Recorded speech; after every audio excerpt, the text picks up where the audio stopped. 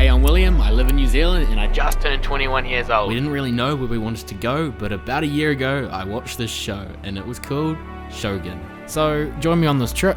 We're currently sitting at Sydney Airport, we're about to take off to Tokyo Haneda, and what you see is how I view Japan through my phone and my trusty little Canon camera. And this video wasn't planned, so enjoy.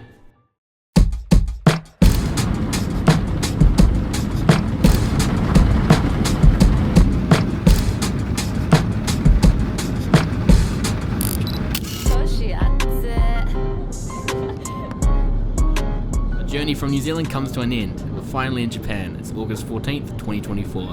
And if you see that thing I highlighted, that's the Tokyo Skytree, one of the tallest buildings in the world. Not a bad landing. Walk in or try the terminal. Crossing.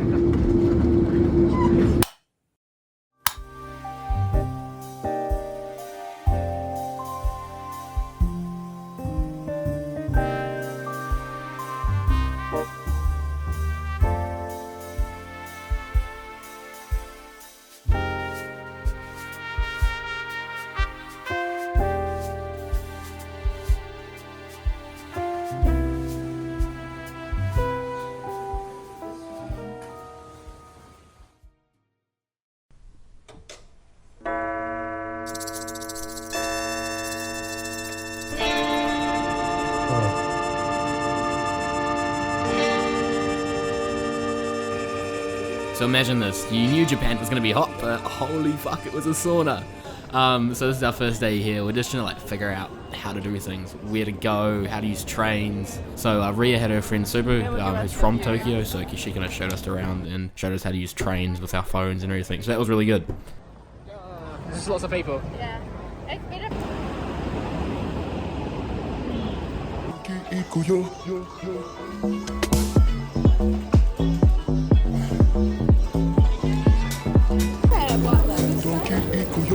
Yeah. I think it's for you though.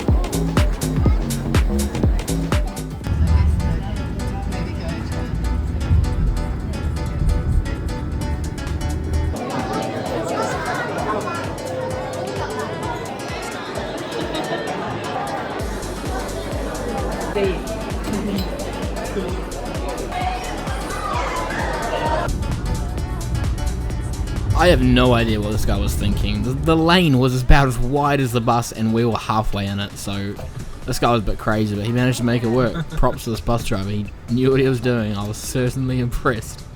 You don't see that often. Seeing the Tokyo Skytree was basically the end of day one. At the bottom of it, there's this underground market, kind of food mall, shops. So we picked up a little bento bowl and a few snacks, and that was dinner. Pretty cool first day. At precisely August 16th, 2024, 8:16 AM. This happened. Yeah, there's some trains outside, it was kind of cool. We got Starbucks, again. It's kind of running theme.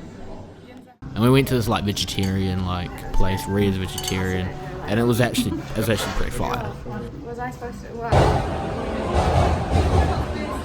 We're taking the train. I don't actually know where we're going to go yet. Let's see. Oh, yes, we went to Yodobashi Camera. Pretty cool shop, I'm not going to lie. Had everything I've ever wanted. And I even went and played golf. It was 40 degrees. I barely lasted 10 minutes and I was so bad. And it replays your swing. And my swing is so bad. Actually, it was bad watching it.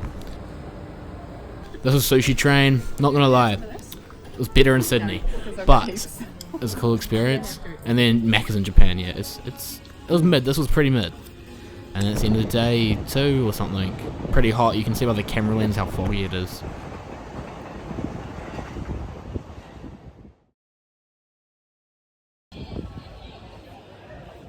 It is one of the most famous temples in Tokyo. It is really cool actually.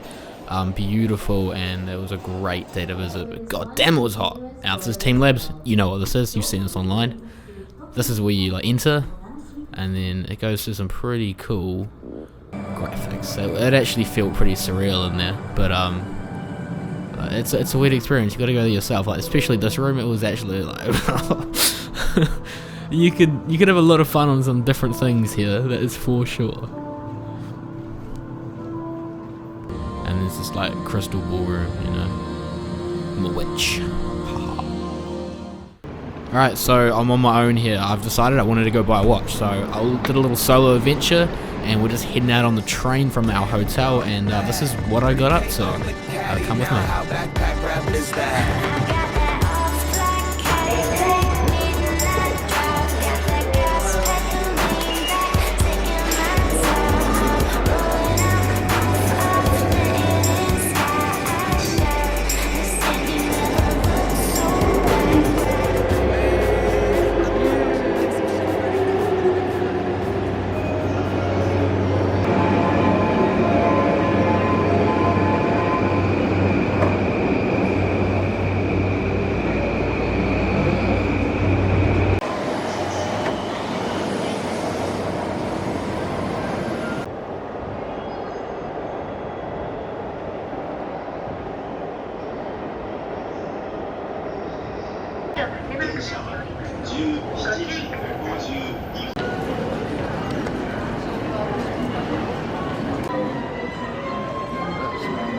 So I visited here because apparently there's lots of good watch shops, and there are, don't get me wrong, but they're very high end mostly, and they were completely out of my price range. I wasn't looking to buy Rolex, but it was definitely worth the experience. There was just so many different high end markets in such a compact little space. But I'm gonna leave, and I'm just gonna head back to Shinjuku, where I'm just gonna go to like Bic Camera and have a look and see if I can find anything I actually like, because that was a bit of a struggle. POV, you work in Tokyo. I imagine this is how it'd be. This is leaving Shinjuku Station. It took me a while to find my correct exit, but I stuck to Google Maps and I prayed. But please, mind the shaky camera footage. I forget how much you need to stabilize your hand when you don't use a GoPro. This is just on like a Canon G7X, so yeah, bear with me. Thank you.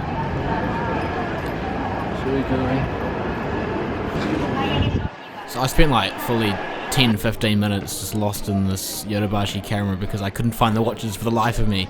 I looked everywhere, up and down every single floor, and just like the first one you saw me in earlier, it was easy to find, but turns out they're actually down the street in a different place.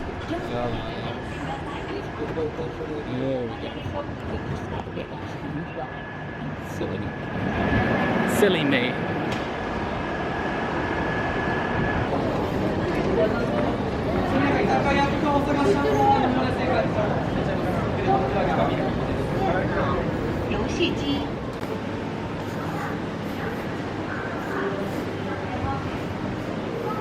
Not gonna lie, I was actually being really indecisive. I couldn't make my mind up of what I actually wanted. They didn't have anything I really liked, so I was gonna move on. I ended up going to Bic Camera, but it took me a while to get there. I was in Shinjuku for my like first time ever by myself at night, so you know, trust in Google Maps to get me to the right place, and you know, I found there in the end, and it was actually a really cool walk, to be honest.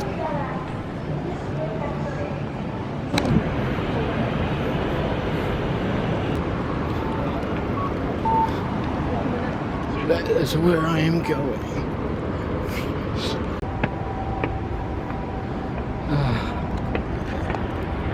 More stairs.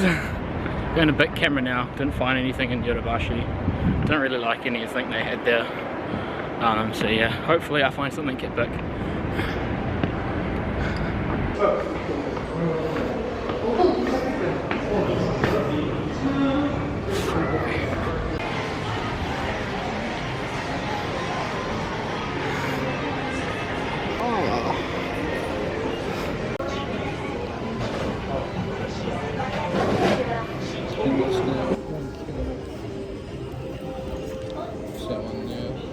So I ended up finding a watch I'd already seen. I've seen this one at home, and you know, I liked it already, so I was like, yep, that's it, done. I made my decision. It was almost the same price as back home. I think it was around $100+ cheaper, but overall I'm actually really happy with it. So it really covers the first few days in Tokyo, and it was an amazing experience. So we're on the bullet train here to Kyoto, and man, this thing was fast. It was cool just staring out the windows, and honestly that's what I did most of the time. It was actually just fun. This is the bullet train. This is the inside of Shinkansen. This is just the basic seats, and they're actually quite wide. This is a 7-Eleven in Kyoto. It was just like at the bottom of our hotel. It was pretty nice. So we got this little matcha and tea at this little shop, and this is what a bus looks like in Kyoto. This was at Moon and Back Ramen. It was cool. They like flamed my bacon, whatever it was, and it was actually really nice. So this is Kyoto at night. We're just walking down to find some food, and we found this restaurant in, I think it's Ponchoto Alley. It was up on this bar and this back thing. It was really cool actually. It was really good as well, but it's hidden. And then there was this cat sleeping. It was very cute, so I thought I'd take a video. We're back to Starbucks for the 3rd time. And this is Kyoto Tower. There's a reflection and you can see it. This is when we went and had dinner one night. And this is just a taxi. Like, I was in this taxi thinking, man, this feels like GTA 5, you know, like this mobster driving us around, this old Japanese guy in this old cool taxi. There it is. This is the memorial for the Hiroshima bomb, the atomic bomb. So this is where it was officially dropped. And this is what is one of the only buildings standing after it, the Atomic Dome, I think it's called. So this is Miyajima Island, and this was an absolute stunning place. We only spent like a few hours here one time at night because we kind of rushed it, but I really regret that, to be honest. It was deer, it was beautiful, the beaches, it was actually pretty empty, and it was actually, I actually would like to go back. And this is Okonomiyaki. We tried this once, and you know, it was good, but people hype it up way too much. This is our hotel in Hiroshima. It was so serene. It was a great view. It was so quiet.